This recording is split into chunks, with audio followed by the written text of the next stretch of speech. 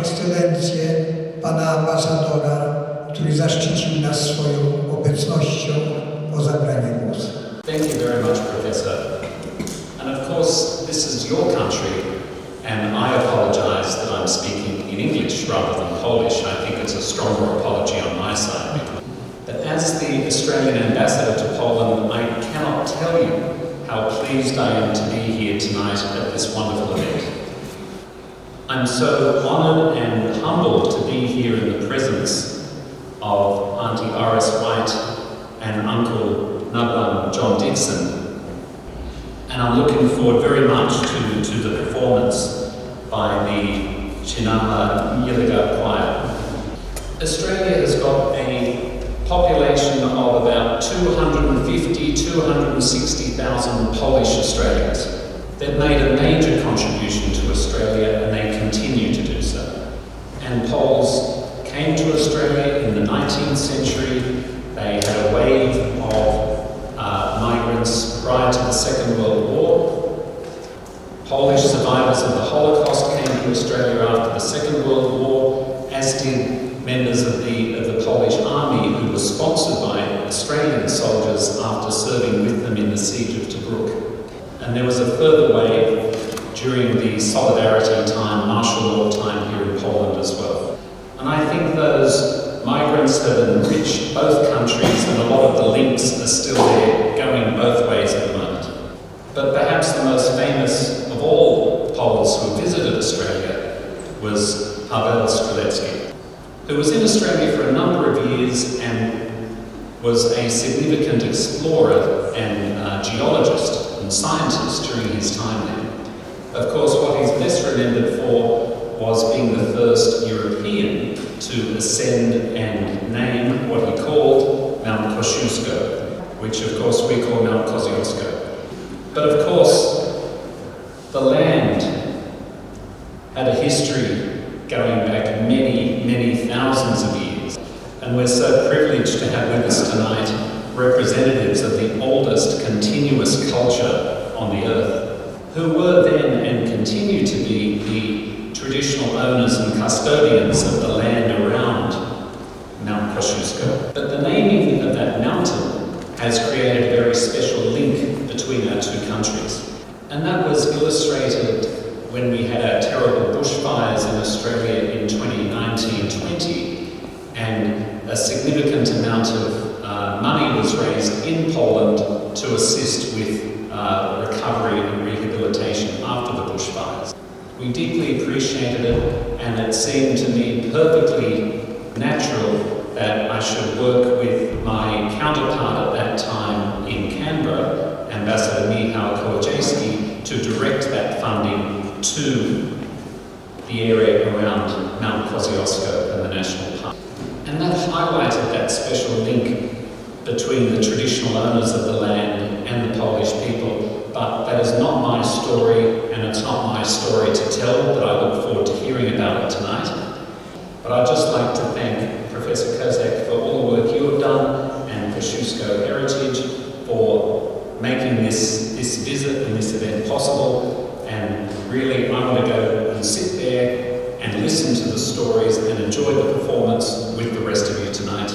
Następnie tutaj mamy tablicę mosiężną. We have bronze plaque from Mount Kosciuszko, which has been installed over there 100 years after the naming of Mount Kosciuszko. 100 lat po nazwaniu ta brązowa tablica została zainstalowana. Teraz jest w ambasadzie Polski w Canberrze. Now this plaque is in the Polish embassy in Canberra.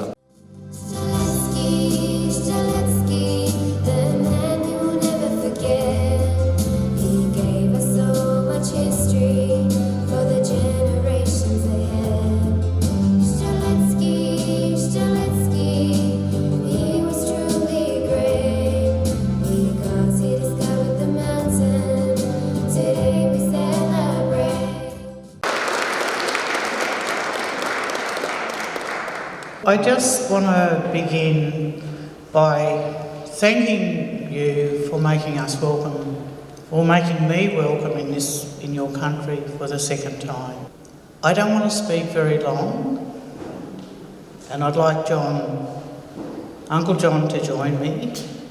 I just wanted to very quickly present some photos of my family from first contact, my second generation from contact, third. This image, I'll just say, is my grandmother, my mother, and 3 of my aunties.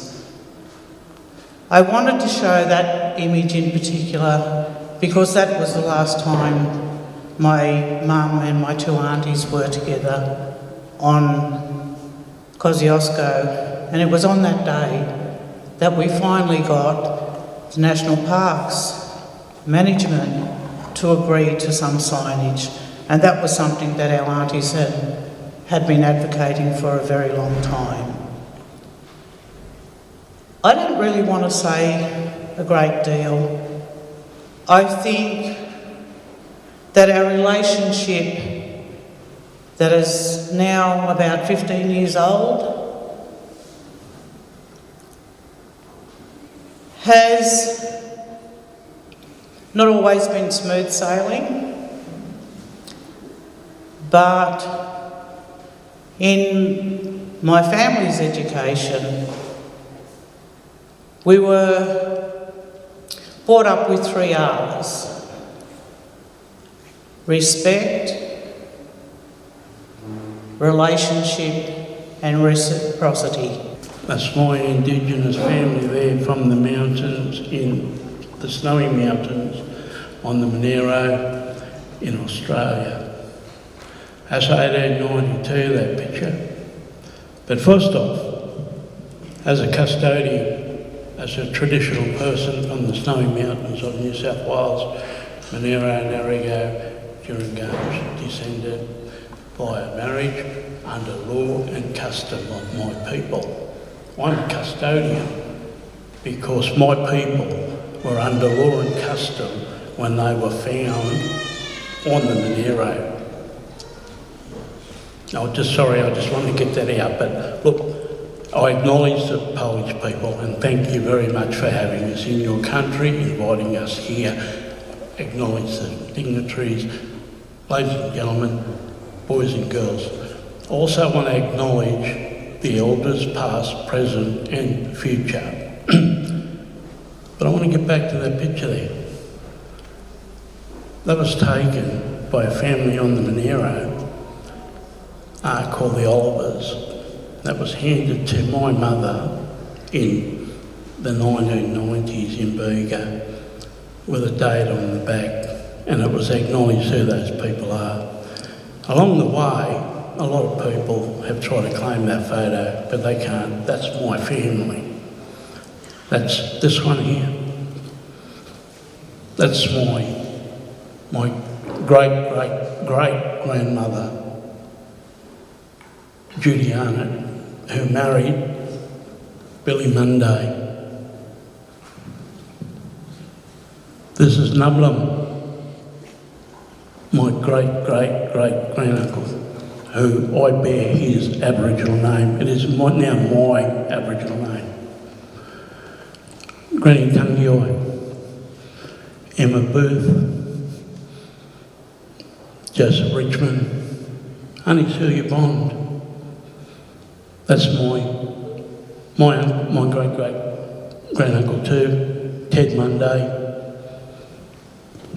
This is my great-great-grandmother, Florrie Monday, Aunty Peggy Ashby, and this is my grandfather, Joseph Monday. I know who my ancestry is, and these people here are responsible for making sure that I was strong enough to come over here to Poland and say hello to you people and to let you know that our old people were very strong people, and that's why we are here today, and that's why we still love our country, and that's why we will never ever give up on our country. We also share a common bond in strength and in our spirit to carry on.